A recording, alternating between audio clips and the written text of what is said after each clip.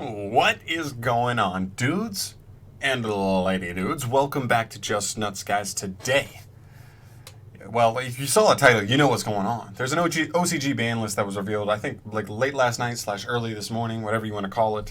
And today, I'm taking a look at that because while I do think like it's important to distinguish the difference between the OCG and the TCG, their format is just straight up different. Like Thunder's a straight up threat in their format. Here, it's like a good deck, but it's not being represented as such. So it's like there's just big differences like that and stuff. And so like they have a different ban list than us. So like these hits are like different than ours are, and you know I think that's important to keep in mind. But yeah, we're gonna go through. I'm gonna talk about a couple things here, what makes sense, what doesn't, if you know what it could mean for our possible list coming up here in mid-January, and yeah. It's a wild one. This one is really weird. Okay. So obviously, we're going to start with the bans. There's only 2 bans. You can see them right here. I don't want to scroll up because then you'll see what's next. At least too far, right? Right there. We have Outer Entity as a thought, and we also have Topologic Gumbler Dragon. Really, none of these are surprising. Neither of these should be surprising to anybody. We've seen as a thought be like completely ridiculous, and we've also seen Gumblar. We know Gumblar is ridiculous. I'm surprised Gumblar lasted as long as it did in the OCG because you saw it in many like combo-ish like style deck lists. You could argue they have Max C when we don't, and that card just like obviously shuts down any strategy like this because with enough cards in hand, the discards don't matter. So stuff like that, but overall, the card is just nuts. If it resolves and your opponent doesn't have Max C, the duel's over. That kind of level of stuff. And Outer Entity, as a thought, just says your opponent can't play the game, and that's always been like wrong. Like anytime a card like that has ever existed, like it's been banned. Like you just can't have cards that just say you can't play.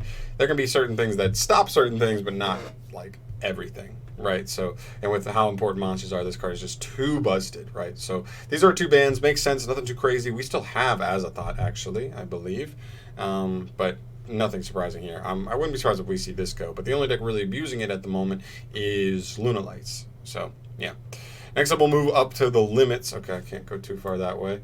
We've got our limits, which are actually kind of wild. We've got, what is this? Oh, fuck, I forgot what this card is actually called. All right, we'll start with Zodiac Dryden. Dryden's the more important one here. Dryden's insane. This is actually so hype to me. If you guys have been following the channel for a while now, you've seen me put out multiple videos talking about would Zodiacs be too busted like at this point in the game, and I really don't think it is. I mean, really, I know it like sounds crazy, but it's you know it's not. It's not like, even though this is very, very good. Think about like this can be a decent disruption going first and very easy to make in Zodiacs, but think about going second. Like not very good. It can be okay, but it's not very good. It only pops up face up cards. So in a back row matchup, you have to bait those cards out raw, or you have to have like other back row removal. You can't use him. And thinking about like the best decks in the game, what does going second a like monster pop? We'll say just monsters. Like Salamander's going to put a Banelings to grave. Nothing. If Orcus have Dingirsu on the board, or like just have IP Masquerena, or Babel face up, like this card is marginally good at the same as well. And the last thing is, what is it? Thunder Dragon Colossus. This doesn't beat. This deck actually wants to search a little bit. Not actually that much. It's mostly just tanky now because we don't have Broad Bull.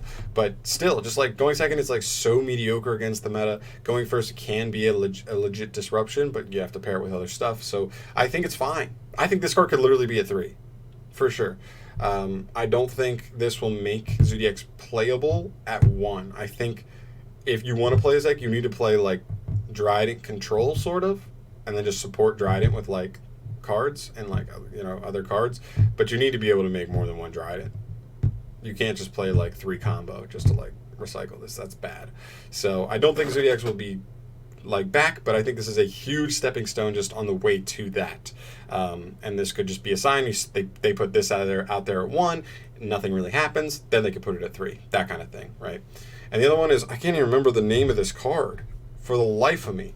But if you don't, I believe this is the card that says if you have 7 or more dark monsters in your graveyard, like, draw 3 cards. Like, it's like that. Like that card. And really what this is just limiting those decks that just can play so many draw spells, Into the Void, Allure of Darkness, and this card. It just limits you from being able to play just like 3 of all of those, and then just like turboing through your deck with dangers, with just such insane draw power, and stuff like that. So I understand why this card went to 1. It takes so much setup though, that's the thing. But I guess as Yu-Gi-Oh has evolved, the setup isn't that crazy with stuff, like I said, dangers and other stuff as well, and extra deck stuff. You're just being able to turbo through so many extra deck cards in one turn. So not surprised that is there. Then we move on to some semi-limits here. That gets insane. There's so many semi-limits. Look at that. Look at how many semi-limits. I believe there's 14. Jeez, man. All right, we'll start with Altergeist Meluseek. This one's weird. I mean, like, from what I know, Altergeist haven't been tearing up the OCG. They've been, like, pretty good, but they've been tearing it up. Although there are some people that if you ask them in the TCG, I've seen people say Meluseek is now the best Altergeist card. So if you're going to do a mini hit to that deck, I guess Meluseek to 2 is fine. Not much to say there. Galatea is super interesting. Galatea, and we'll talk about Orchist Harpor at the same time. Now this doesn't really like Harpor doesn't make any sense to me. Like, even though some players play 3 Harp, it is absolutely not a card you have to play at 3. Absolutely not. Even in pure versions, it doesn't like kill the deck. That's what I'm really meaning out of that. You have so many cards that can get this to grave, normal summons that get this to grave, like Foolish Burial cards that get this to grave, like so easy, right? So like that's not the biggest deal. I really don't see the point in this. This I can kind of get behind a little bit, whereas like with like pure Striker or pure Orcus, they kind of want to make 2 Galatea and a decent amount of like going first hands, right? They want to like make 1 Galatea, turn it into a ding to attach something that you just banished and like got stuff back. Then like that for the second Galatea, and then like revive something else. So, but in those, in a deck like that, I think people would shy away from doing plays similar to that because there's only 2 Galatea. Once you go through them both, if you cannot shuffle 1 back, you could be like out of luck. You could just be screwed. If your opponent is able to break through you from there, because you just might not be able to connect to another Galatea to grind, right? So while I do think this like quote unquote hurts the deck, I think it's more so just going to change the way people play the deck and not actually hurt it as much. Players are only going to be making 1 Galatea turn 1 and saving 1 for the grind game, and just playing it like that, which is fine. Like, it doesn't make the deck that much worse. So I don't like these hits overall. I don't think this is what we'll see in the TCG, but yeah. Deep Sea Diva going to 2. This isn't really surprising. We just got the new Deep Sea archetype revealed. 5 cards. They're pretty interesting. They kind of control your opponent's hand and let you look at your opponent's hand pretty easily. But this makes sense. Like, how are you going to build an archetype around a card at 1 and then just, like, never release it? Like, it just doesn't make sense. So this totally makes sense coming to 2. I think they're doing a grace period, putting it 2, see how it does, and then maybe see if they can move it to 3. Next, we see Baby Sarasaurus. Now, I'm not sure. I think this was just at 3. Have dinosaurs really been, like, killing it to, like, bring this to 2? I've seen multiple dinosaur deck lists over the last 2 years that all were, like, not all, but, like, a lot of them were just, like, you don't want to play 3. Like, you're going to brick on it if you play more than 2.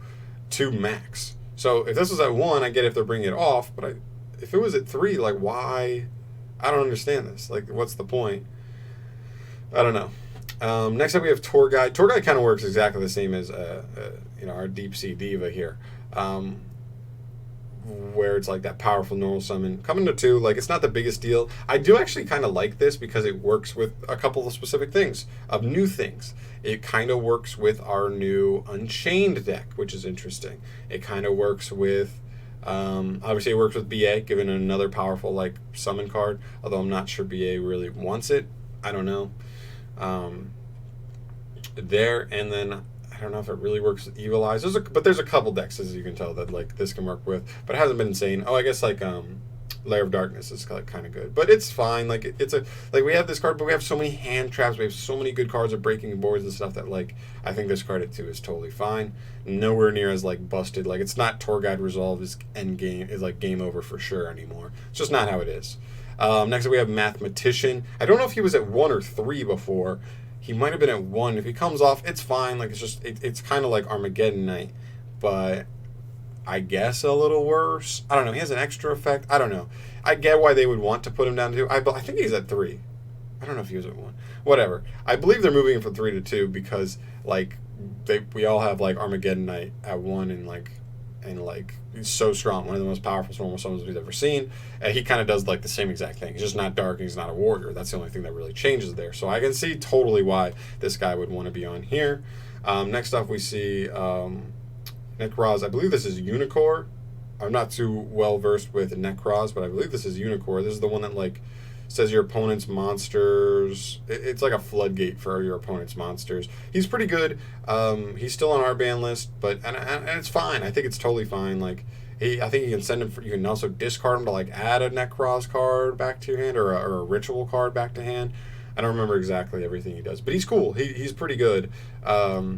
And I don't think people should sleep on him because this card will definitely make the deck better. I mean, all the Necroz cards we get back are definitely going to make the deck better, but we'll have to see by how much because I'm not sure it'll really boost them that much. Next up, we see Thunder Dragon Roar going from 3 to 2. This is actually really interesting. I'd rather don't they already have Colossus at 1 and they're still doing this and still putting him to 2? So I guess that was it because, like I said before, Thunder Dragons are like way better in the OCG than they are in the TCG at the moment. Not that they are not good in the TCG, they just are not being represented as highly, but they're topping pretty consistently in the OCG. So this is just a little mini hit, like another just like little consistency hit, nothing crazy. We have Salamangreat Circle. So I'm kind of confused because was this not at 1 in the OCG? Do they take it from 1 to 2 to make them a little bit better? Because Sallies haven't been doing much in the OCG? I guess that could be what they're doing, is they thought that they might have been a little too harsh on Sally and trying to give them a way back into contention. I don't know. That's weird. Very good, though, for Sallies if it is going from 1 to 2. 3 to 2 is, like, not that impactful. Not worried about that.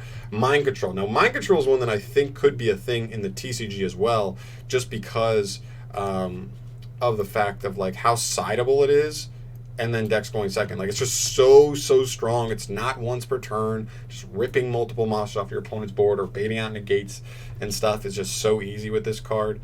That I actually would kind of like this at 2 in the TCG because it just makes it not such a splashable 3 of that's not once per turn and so abusable. Like with the links, you can steal 2 monsters and just make any generic link so that your opponent doesn't get any value back at the end of the turn. There, which is just, it's so strong. I think this card is very, very good, and I think it should probably go to 2 just to, I don't know, promote more, versatile deck building as well as just not making it busted in multiples. Next up is Sky Striker Multi-Roll. Sky Striker has still been performing in the OCG, so this is just another little mini hit here, hurting the consistency. I believe this now puts a Widow Anchor, Engage, and Multi-Roll all at 2. They're just trying to like hit the consistency by hitting the most important cards in the deck down little by little. Just little nicks, nothing crazy, just trying to nick the deck. Every time. And like I talked about before, we had the other card, and now we have Allure of Darkness. These draw spells that are not once per turn that can just be abused so hard in these dark decks. I think Into the Void could easily be put to 1 on ban list just because it's not once per turn. You're just like extra Upstart Goblins and stuff, which is just too much. But yeah, this card's still really, really good in any dark deck, danger decks, whatever. Thunder Dragon specifically because they can trigger their effects off being banished with this. So, I like this because I don't like it feels wrong when your opponent allures and then allures again. And then they found the card they were looking for. Like, it just feels wrong that that's like so easy to do with cards like this. And then Red Reboot. Red Reboot's interesting as well. I think this is just to like, they're trying to balance traps in the game. And this is such a strong anti-trap card that, limit it and give like traps a little bit extra like help with dealing with, decks that are side decking this. Like, they'll still side deck too. It's just a little lower chance that they'll get into it to just auto win, because it can be an auto win in the right matchup, right? And then we move to the complete like completely unlimited, coming off the ban list completely. We have Shadow Mist. This does not matter. I mean, we'll see if it matters with like Sunriser and Liquid Man once like the legendary hero comes out for like the TCG or whatever. But like, we have every card right now for heroes, I believe, except for maybe a Hero Lives in the TCG. And like, they're fine. They're not doing anything crazy. Makaba, we've had this at 3. Like, this is not a big deal. Invoked was very good at a point, and now it's like, okay, it's a solid engine, but it's not doing anything wild, so this is totally fine. I believe this is at 2. I want to say this is at 2 for them, but we have this, I think, totally unlimited already. It's just nice. Like, Raigeki, no, like Margeki could be at 3 and nobody will play it still. Like, who cares? This is the same exact thing. Same exact thing. Nobody will play it.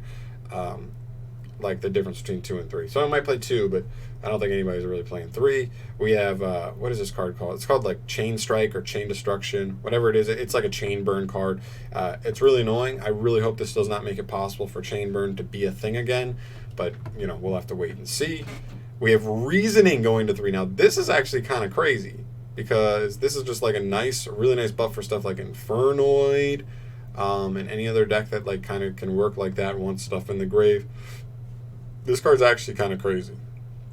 So I definitely want to keep an eye on this card. I don't expect we'll get this card back. And then we have the, I think this is like the Draco Face-Off card.